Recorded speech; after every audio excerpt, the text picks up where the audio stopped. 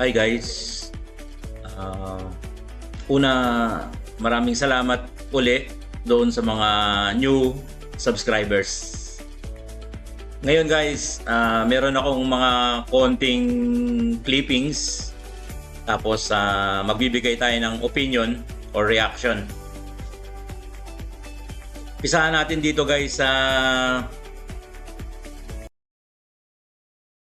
yung lumalabas na sulat na post doon sa social media tungkol doon sa yung statement ng mother ni Pawi.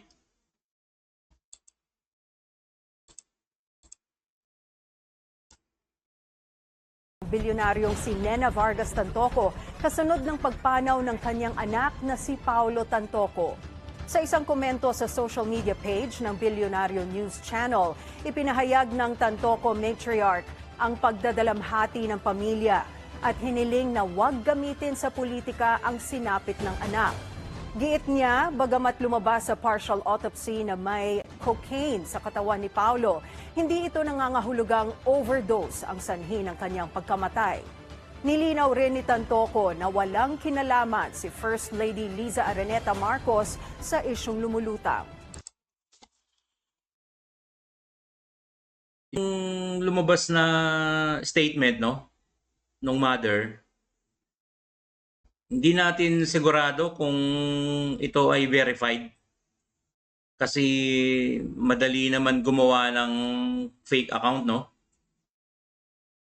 Pero hindi naman natin sinasabi na fake ito.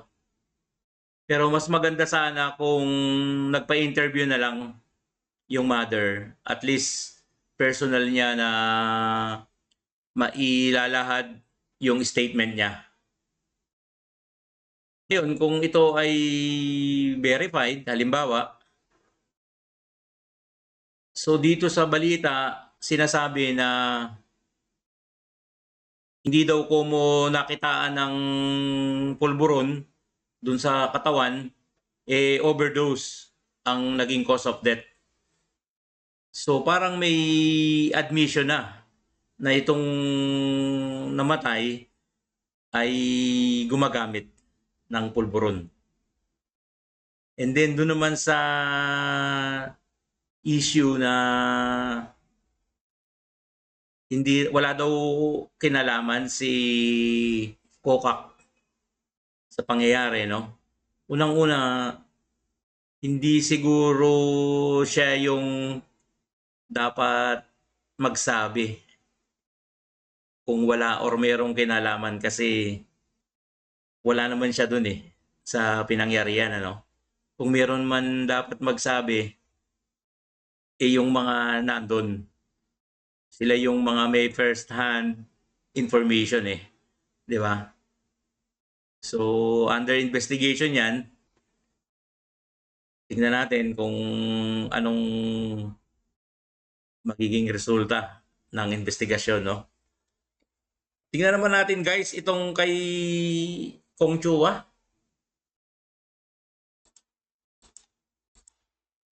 Nasa tapat po ito ng eskwelahan. Ayan, no? Hindi po ba napakaganda nun na may isang barangay? Post ko muna guys. Sabi sa balita, itong building na to, wala daw tong permit. Ngayon, kung walang permit yan, bakit nakapag-umpisa ng construction? Kasi ang laki na nung naitayo. Halos, ilan yan? 3 palapag?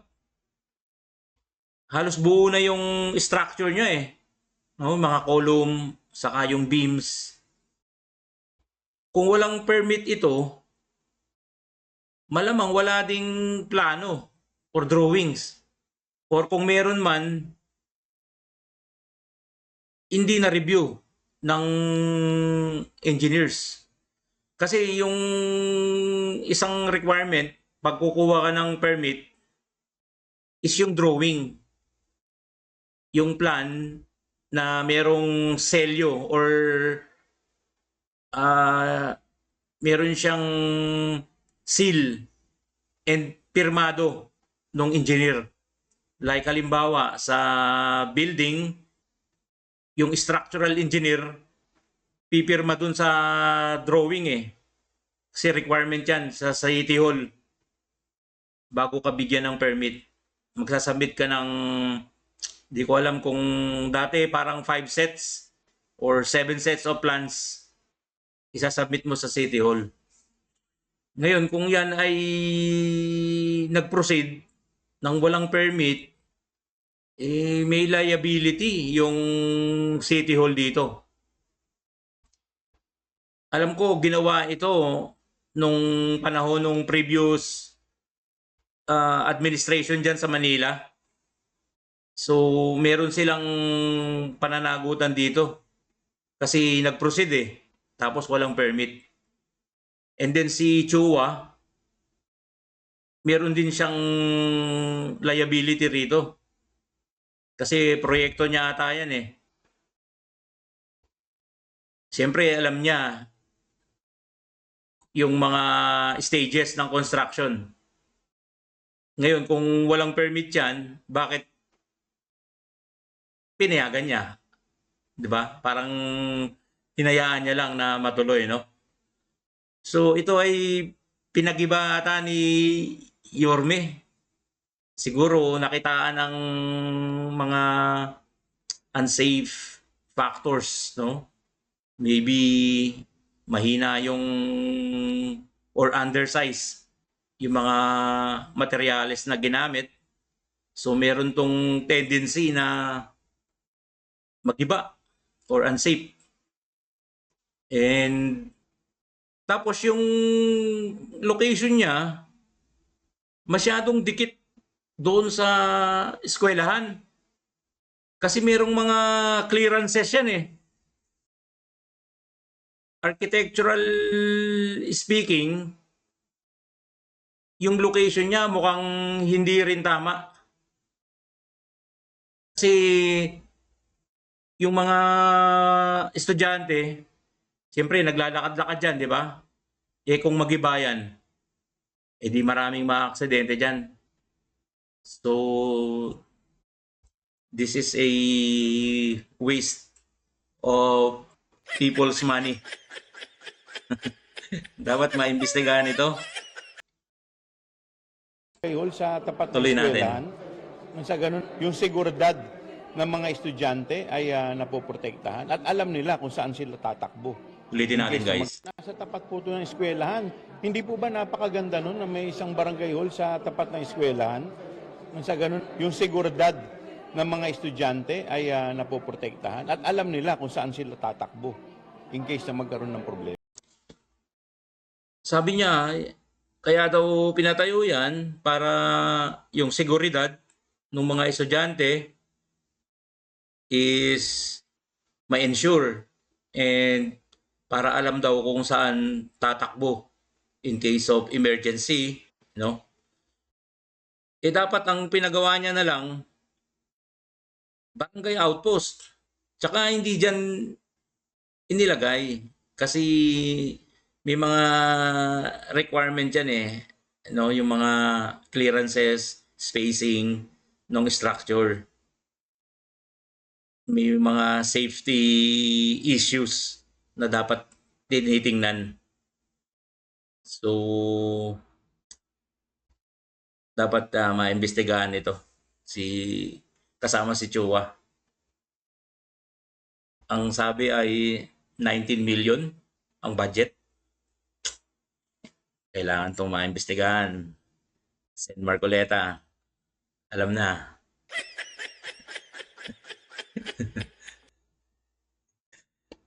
Tingnan naman natin to guys, oh.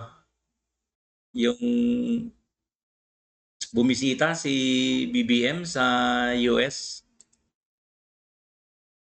Dumating na nga si Pangulong Bongbong Marcos dito sa Washington, D.C. para dumalo sa 3 araw na official visit niya. This is also upon the invitation of U.S. President Donald Trump. Yun nga lang, sinalubong siya ng ilang protesta. Protesta daw guys. Bago mag-alas 3 ng madaling araw oras sa Pilipinas, dumating na si Pangulong Bongbong Marcos sa Joint Base Andrews Naval Air Facility sa Washington. Sinalubong siya ng ilang opisyal, kabilang na sina Philippine Ambassador to the U.S., Jose Manuel Romualdez, at U.S. Ambassador to the Philippines, Mary Kay Carlson. Habang nandito sa U.S., Yan ata yung US Ambassador sa Pilipinas, yung naka-green. mananatili ang Pangulo sa Blair House na guest house ng U.S. President.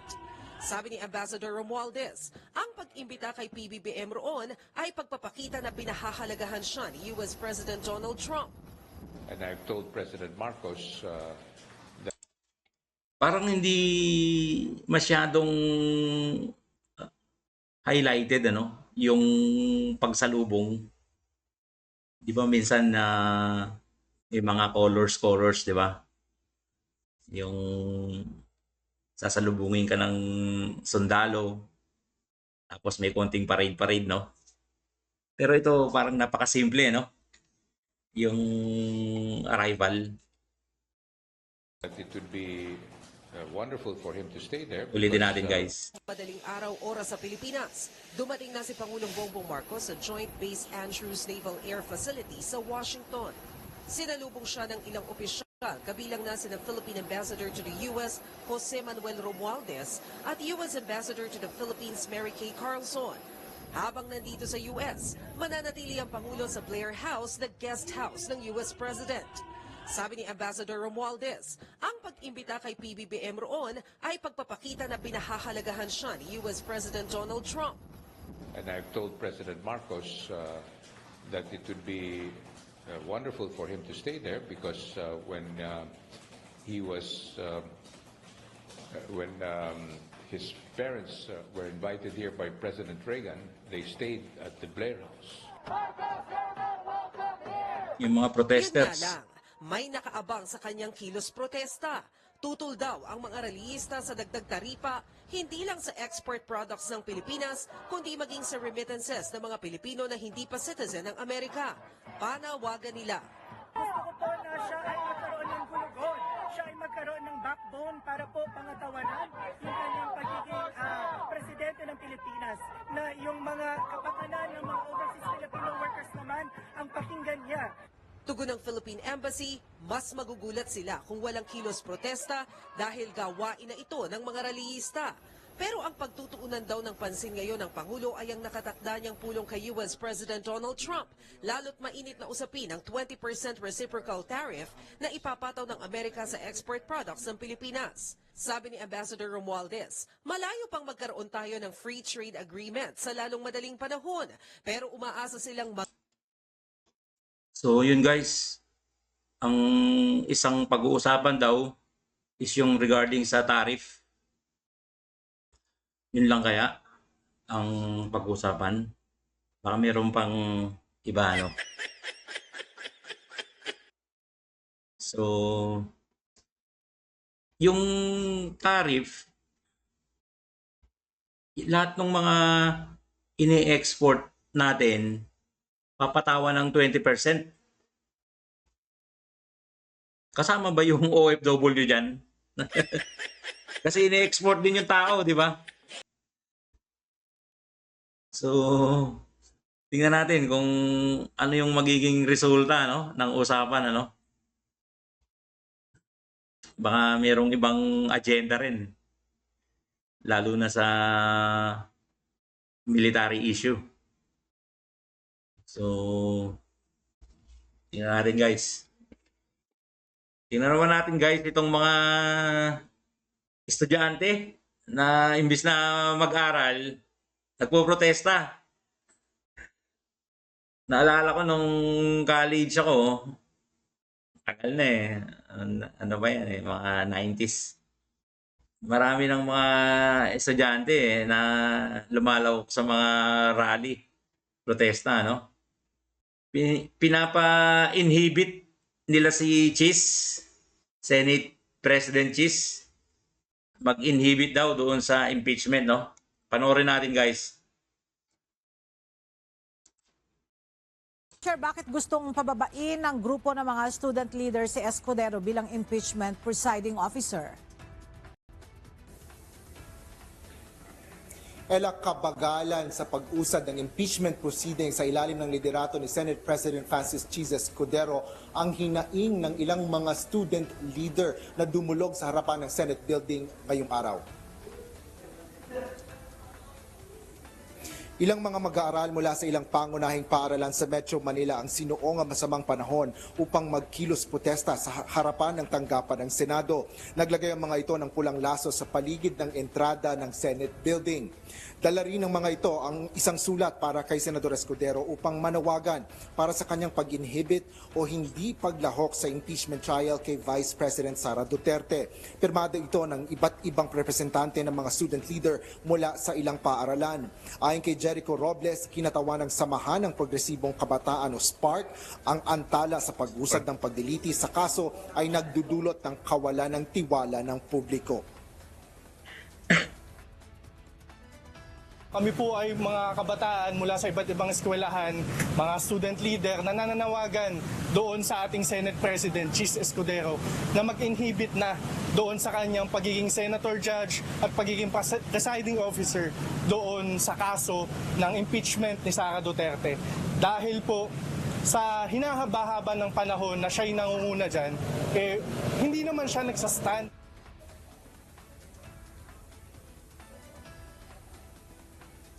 Ella, mapayapa naman na natapos ang kilos protesta ng mga student leader at agad rin silang lumisan sa harapan ng Senado. Samantala, sa katatapos lang na panayan kay Senador Francis Escudero, iginiit nito na hindi nito pakikinggan ang sino mang panig o hindi panig sa impeachment trial kay Vice President Sara Duterte. Kundi ang gagawin nito ay susundin lang nito ang proseso, alinsunod yan sa saligang batas. Excuse me guys. Itong mga estudyante na to, una,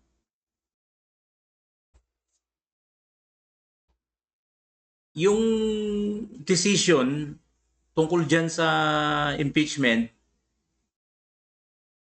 by voting yan, hindi yan dinidesisyonan lang nung presiding officer. Siya lang yung nag-o-organize sa mga hearing or session sa Senate. Siya yung nagbibigay ng mga order kung sino yung magsasalita. Tapos yung mga rules, nire-remind niya yung mga Pero yung final decision, by voting yan. Hindi yan isang tao lang ang nagdi-decide, Siguro, sinasabi nitong mga estudyante na to, may pagkabayas si Chis. Kaya pinapa-inhibit nila. Politika yan Yang impeachment. By numbers yan. Hindi yan yung to find the truth. Ano yan? Alliance. So kung nakikita nyo na panig sila kay BP, wala kayong magagawa doon. Kasi nung time naman ni Corona, ganun din Di ba? Na-convict siya Kasi nga, alliance kampiyan. Pero lumabas na siya, absuelto. So, ganun ang takbo niyan. Hindi nyo pwedeng diktahan yung Senado na mag-impeach si ganito, mag-inhibit si ganito. So, tingnan natin, pabayaan natin yung umusad yung impeachment according dun sa proseso. Pakinggan natin guys yung sagot ni Chis. Ayan na naman kayo Hindi ko kailangan sagutin yung mga tanong na pabalang tulad niyan galing sa mga grupo, ulitin ko na nangungulit lamang at gigil na gigil na matuloy yung impeachment trial. Tutuloy at mangyayari yan ayon sa batas.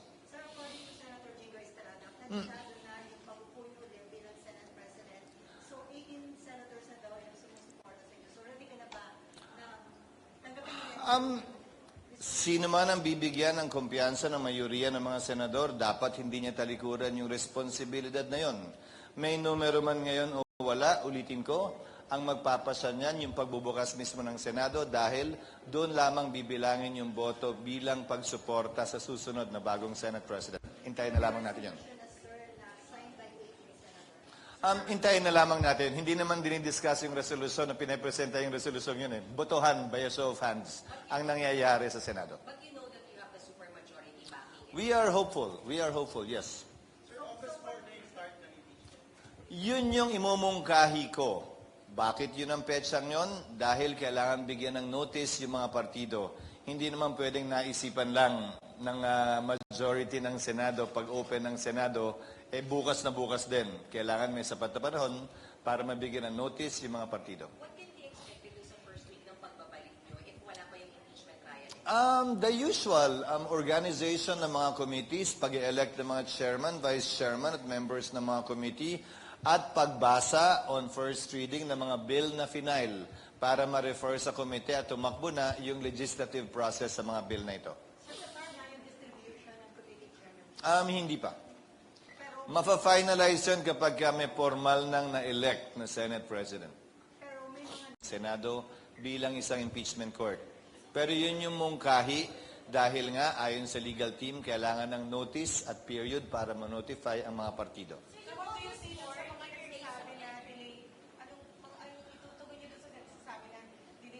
Hindi namin trabaho na madaliin ito. Saan ba nakasulat na madaliin ito? At kung hindi porkit nagmamadali sila, ay kailangan na rin namin magmadali.